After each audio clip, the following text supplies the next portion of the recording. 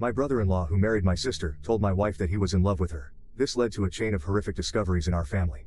Yesterday, out of the blue, my brother-in-law asked my wife if she could meet him for lunch. He said there was something he needed to talk to her about. When my wife told me about his invitation, she seemed puzzled but not overly concerned. "Do you think it's about my sister?" she asked, furrowing her brow. "Maybe they're having problems, and he wants to get a woman's perspective on things." I found the whole situation odd. My brother-in-law had never reached out to my wife in this way before, but he often texted her and other family members for mundane reasons, so I didn't think much of it. After all, we were a close-knit family, and it wasn't unusual for us to support each other through tough times. "Go find out," I told her, shrugging off my initial unease.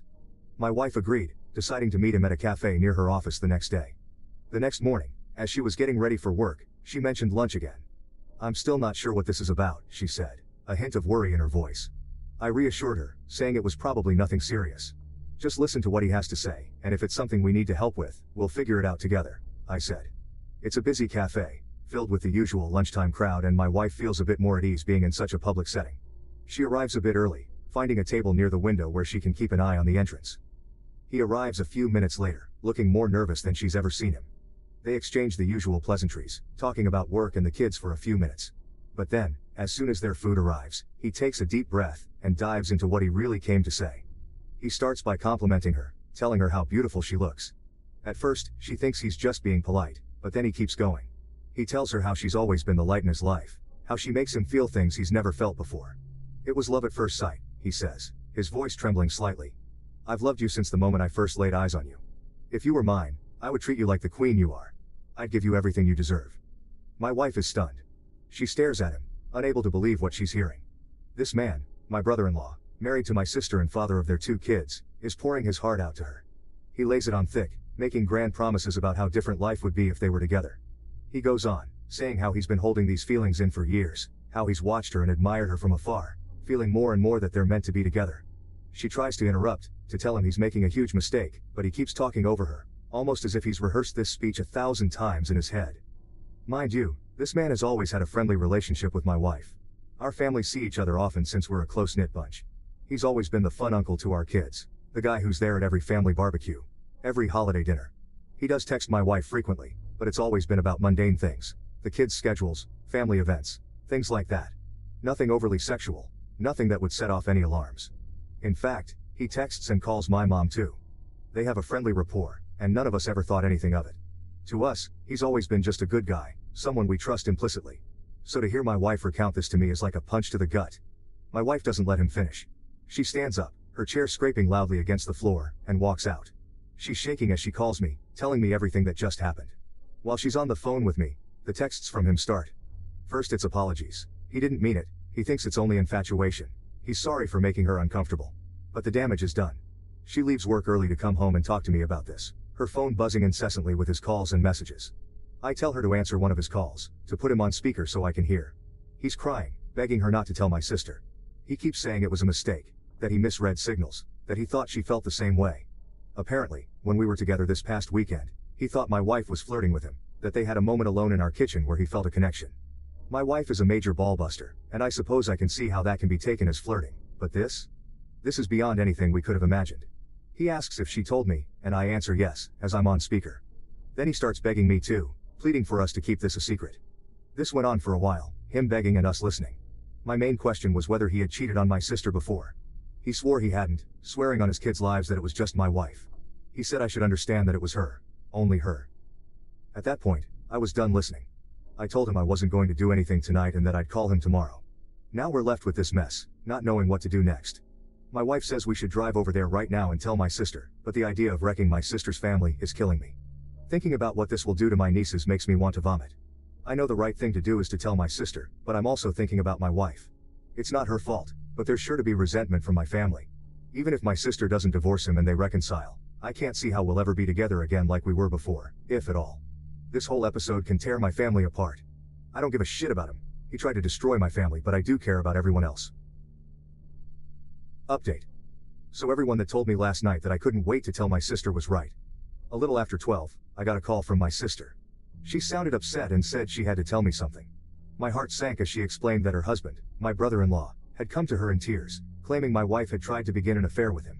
He spun a tale where my wife was the instigator, trying to shift the blame entirely onto her. I could hardly believe what I was hearing. I immediately told my sister that wasn't the case and assured her I would be right over.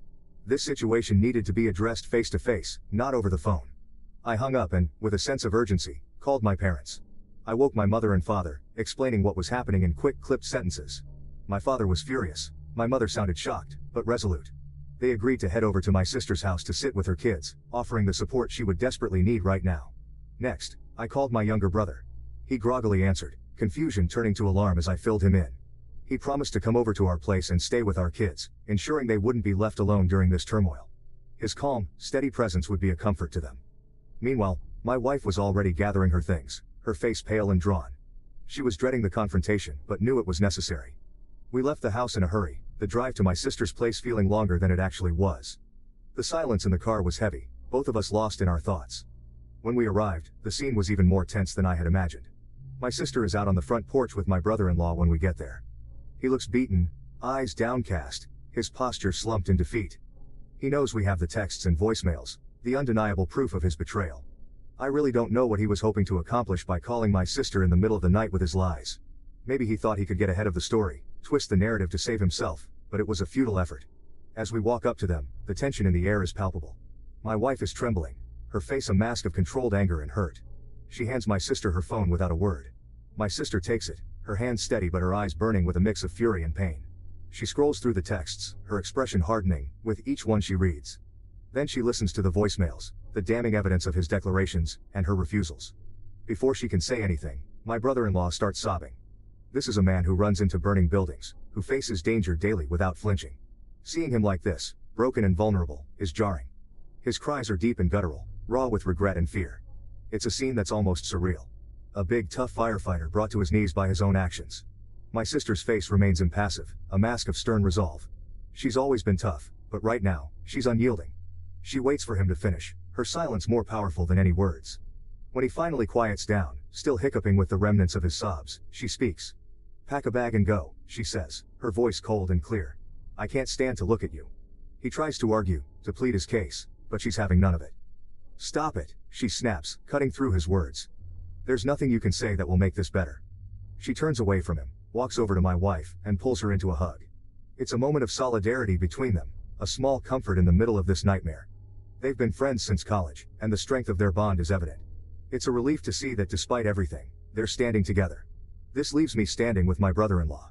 He's a wreck, his face red and swollen from crying, his shoulders slumped. He looks at me, his eyes pleading for some kind of understanding or forgiveness, but I have none to offer. He tries to speak, his voice cracking, but I cut him off. You need to leave, I say firmly. This is your mess. You need to deal with the consequences. He nods, defeated, and slowly makes his way inside to pack his things.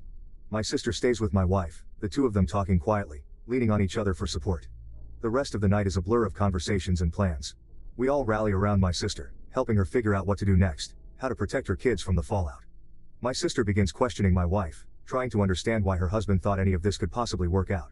He must have had some reason to believe she reciprocated his feelings. My sister insists that there hadn't been any issues in their marriage, everything had been normal. My wife is crying at this point, tears streaming down her face as she tries to make sense of the situation. There's nothing you haven't seen, she says, her voice shaking. She hands my sister her phone again, and together they painstakingly go through every text message sent over the past 2 years. They read each one carefully, looking for any hint of inappropriate behavior, but there's nothing there. My wife was just being herself. She has a playful personality, always joking around and teasing. It's part of what makes her so lovable and approachable. My brother-in-law has a similar sense of humor, and they've always teased each other in a lighthearted, harmless way. She does the same with my mom and my younger brother.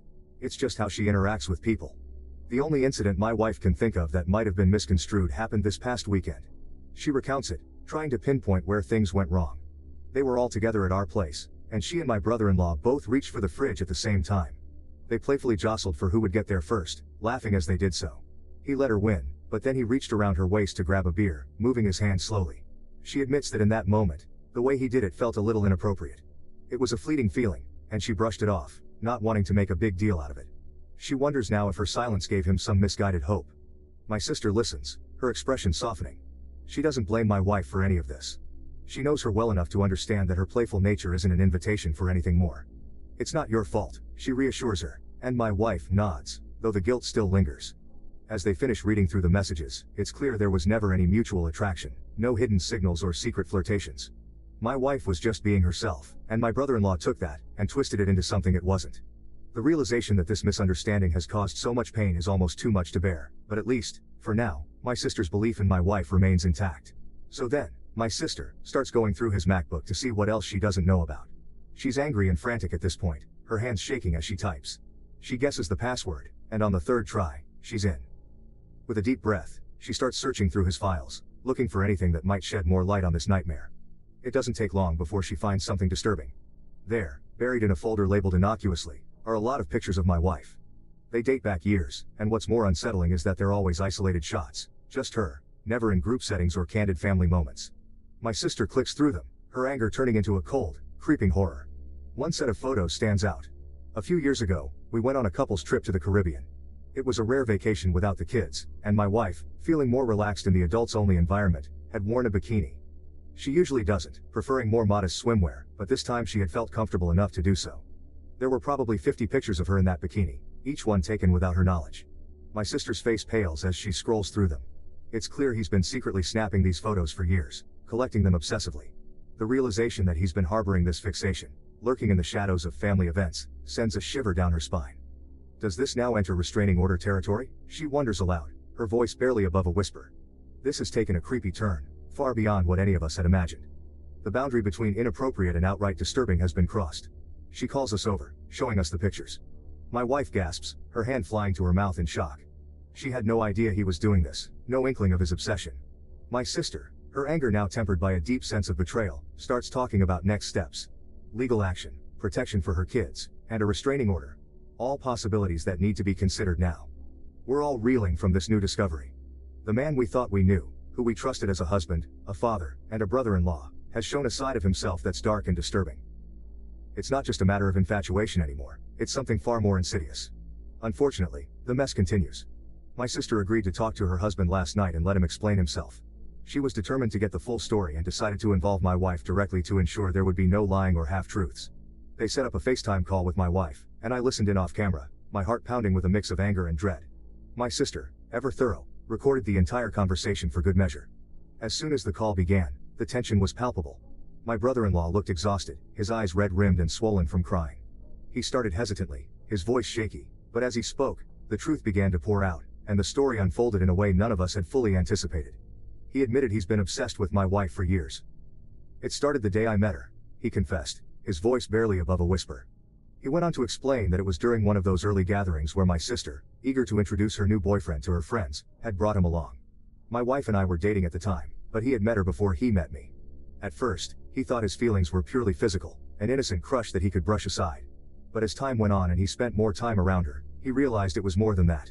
He became fixated on her personality, her laughter, the way she interacted with everyone around her. He described moments where he found himself watching her, captivated by her presence, even as she was just being herself, playful and kind. He detailed how he had tried to suppress these feelings, convincing himself that they were harmless. But over time, his obsession grew. He started finding ways to be near her more often, volunteering to help with family events, making excuses to text her about trivial things. It was a slow, insidious process that eventually led to the point where he felt compelled to confess his feelings, deluding himself into believing she might feel the same way. My sister listened, her face a mask of controlled rage and heartbreak. She didn't interrupt him, letting him dig his own grave with each word. My wife, on the other hand, was visibly shaken. Hearing how long this had been going on, how deeply his obsession ran, was almost too much for her to bear. When he finished, there was a heavy silence. My sister finally spoke, her voice icy and measured. "What made you think that my wife would leave me for you?" she asked, her eyes boring into his. He stammered, struggling to find the right words. He mentioned the supposed mutual attraction, the moments he had misinterpreted as signs of her reciprocation. My wife and sister exploded at that point, their pent-up anger and frustration spilling over.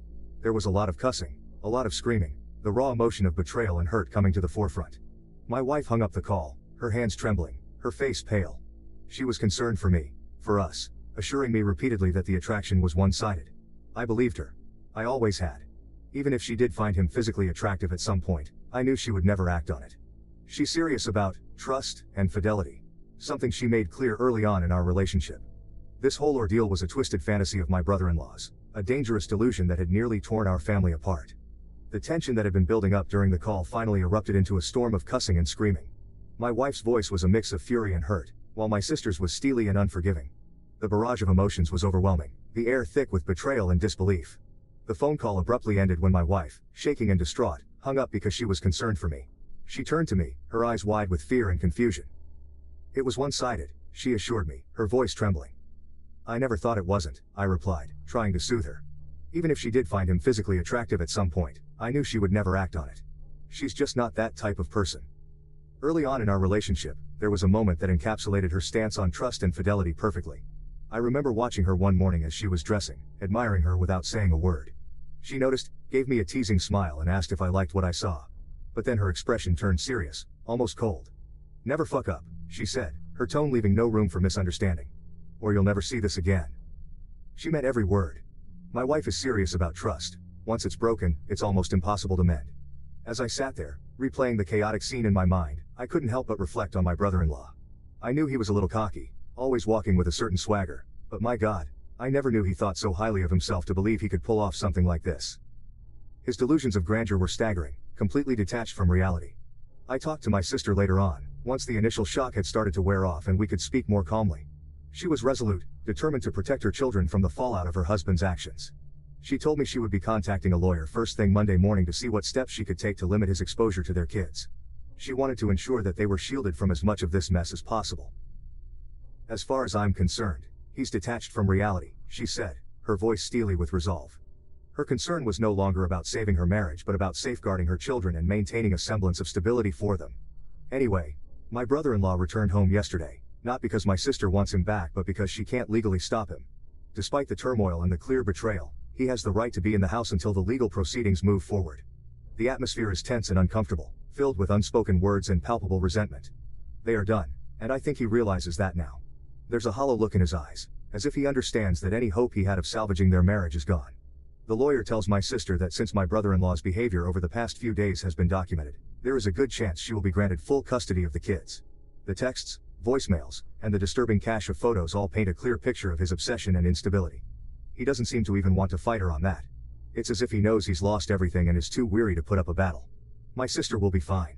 She's stronger than she looks, and any love she had for him is gone. She moves through the house with a determined air, her focus now entirely on her children and their future. She doesn't seem to be broken up about it. Rather, she looks like someone who's finally seen the truth and is ready to move forward. The kids don't know what happened yet. They sense something is wrong. Kids always do. But they don't know the details. My brother-in-law was never around much anyway when the kids were home. He often slept at the fire station, pulling double shifts and overtime. His absence was a constant in their lives, a silent but ever-present gap that they had grown used to. But it is certain to be hard on them once they know what's going to happen. The stability of their home, the presence of both parents, even if it was fractured, will change.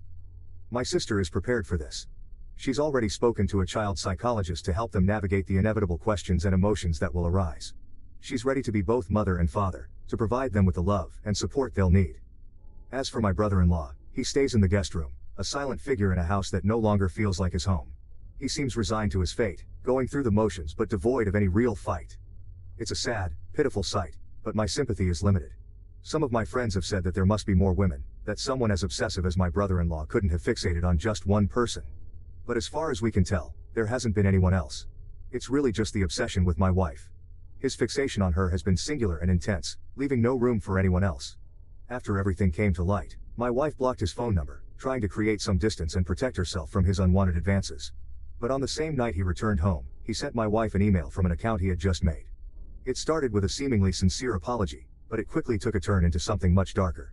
He began by saying he never got to finish at the restaurant that day, implying there was more he needed to confess. Then he launched into paragraphs and paragraphs about all the things he loves about my wife. He detailed the desperation he felt, the overwhelming emotions that had driven him to act so irrationally. He recounted every little detail he admired about her, her smile, her laugh, the way she interacted with others. It was unsettling, to say the least, to see his obsession laid out so starkly. He mentioned their supposed mutual attraction again, insisting that there was a palpable sexual tension between them that he had always felt. He was delusional, mistaking her friendly, playful nature for something more. He painted a picture of a connection that existed only in his mind, a fantasy that he had convinced himself was real. The email ended with a rather large section about me. Let's just say I didn't know he had such a low opinion of me. He was quite certain that I was not satisfying my wife properly. He criticized everything from my appearance to my demeanor, implying that I was somehow unworthy of her. His words were meant to undermine me, to sow seeds of doubt and insecurity. Reading the email was a gut punch. It was clear that his obsession with my wife had twisted his perceptions and fueled his disdain for me. He saw me as an obstacle, someone unworthy of the woman he had placed on a pedestal. But instead of feeling threatened, it only solidified my resolve to protect my wife, and my family, from his delusions. We forwarded the email to my sister and her lawyer. It was more evidence of his unstable state of mind, another piece of the puzzle that showed just how far gone he was. This email, with its mix of apology, obsession and vitriol, might be enough to get him removed from the house permanently. For now, my wife and I are taking it one day at a time. The support from our friends and family has been invaluable, helping us navigate this surreal and painful situation. Finally, my wife isn't doing great, but she is improving each day. She does feel guilty for being too comfortable around my brother-in-law.